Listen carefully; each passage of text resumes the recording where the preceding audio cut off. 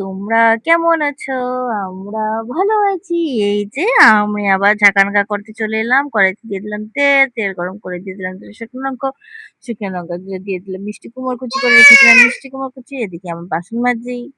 এই যে বাসনগুলো থালা বাসন মাজছি। এদিকে ঝাঁকানাকা করছি। এদিকে আমার মেয়ে কথা বলছে। এই যে তোমাদের সাথে।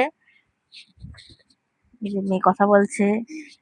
এই যে আমি বাসনগুলোকে ভালো মতন ধুয়ে পরিষ্কার করে নেই। ওদিকে আমি রান্নাবাড়ি করছি, এদিকে আমি কাটাকাটি করছি, এদিকে আবার আমি বাসনও মাজছি। আমি সবই করি একসাথে করি। আমি একসাথে সব করি। আমার চেয়েও মেয়েও আছে ২ টা। দাঁড়াও, দাঁড়াও। চেয়েও মেয়েও করে খালি, খালি। বাসন দিয়ে পরিষ্কার করে নিব। তারপরে আমি আবার ঝাঁকানাকা করতে চলে এলো।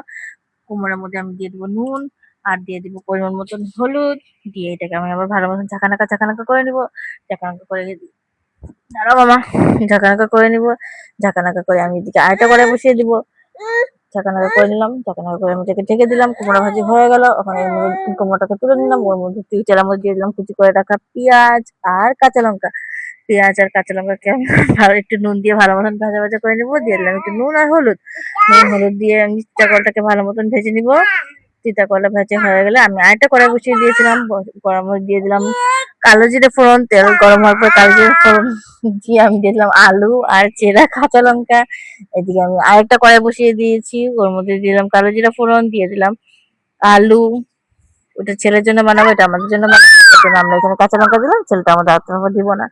এই যে দিয়ে দিলাম নুন, হলুদ, জিরের গুঁড়ো আর দিয়ে দিলাম লঙ্কার গুঁড়ো। আমাদেরটার মধ্যে দিয়ে দিলাম ঝিঙ্গে। এদিকে দেখো ৩টে চুলো একসাথে আমি জ্বালিয়ে নিয়ে দেখো, দেখো, দেখো কি দেখো চাল ধুয়ে নিলাম। ওদিকে আমি চিটা কলটাকেও দেখলাম, ওদিকে ছেলের তরকারিটাকেও দেখলাম, ওদিকে আমাদের জন্য তরকারি বসিয়েছি ওটাও দেখলাম। এর মধ্যে আমি এবার ঝাঁকানাকা করে চালটা ধুয়ে দিচ্ছি। চালটা ধুয়ে যখন পরিষ্কার করে নিবো, ওদিকে আমি তরকারিটার খবরটা একটু দেখে আসি কি হয়। এই যে ঢাকানাকা করে নিলাম। দেখো আমি জল দিইনি, এমনি নিজেই জল হয়ে গেছে। হ্যাঁ দেখো ঝিঙ্গের জলই উঠে গেছে, কিন্তু আমি দিব একটু পরে আবার একটু জল দিয়ে দিব। এই দেখো এদিকে করতে করতে আবার দেখো ছেলের তরকারিটার মধ্যেও লেগে গেল। দেখো কি অবস্থা। দাঁড়াও এর মধ্যেও আমি কিছুটা জল দিয়ে দিই, স্যাঁত করে আমি জল দিয়ে দিলাম। এদিকে দেখি আমাদের তরকারিটা আমার তরকারিটার মধ্যে একটু জল দিয়ে দেবো, স্যাঁত করে আমাদের তরকারিটার মধ্যে জল দিয়ে দেবো। তারা কটা ধনেপাতা নিয়ে আসি ফ্রিজ থেকে। এই দেখো কি অবস্থা, ফ্রিজ থেকে ধনেপাতা আনতে গেলাম, ধনেপাতা পচে একদম ঘেতে ঘে হয়ে গেছে। ঘতে খেয়ে এই যে এতটুকু ভালো বের হয়েছিল, এতটুকুই চলে দিয়ে যাও, এতটুকুই তরকারির মধ্যে দিয়ে দেবো।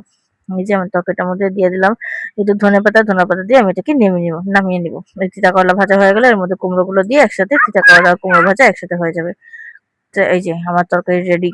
আর একটা কড়াই বসিয়ে দিলাম, কড়াইর মধ্যে দিলাম তেল, থেতো করে রাখা দিয়ে দিলাম রসুন আর চেরা কাঁচা লঙ্কা দিয়ে বেগুন বটি করবো। এই যে ডুমো ডুমো করে বেগুন কেটে রেখেছিলাম, বেগুনটা দিলাম। এদিকে দেখো ভ্যা ভ্যা করতে চলে এলো ছেলে। ছেলের পেয়েছে এখন ঘুম, এখন ছেলে এখন ঘুমাবে। এই যে দেখো বেগুন বটির মধ্যে আমি নুন আর হলুদ দিয়ে দিলাম একটু জিরের গুঁড়ো, একটু লঙ্কার গুঁড়ো দিয়ে দিলাম। এদিকে ছেলের জন্য একটা ডিম সিদ্ধ বসিয়েছি। এই যে আমার লাঞ্চ হয়ে গেল আজকে। দেখো কি কি লাঞ্চ বানিয়েছি আমি। এই যে দেখো সব সারি সারি করে সাজিয়ে নিয়েছি। এখন তোমাদেরকে দেখাবো এই যে গরম ধোয়া ওঠা ভাত। এই দেখো কাম কিভাবে বাড়ে, চামচটা দেখো, দেখো কি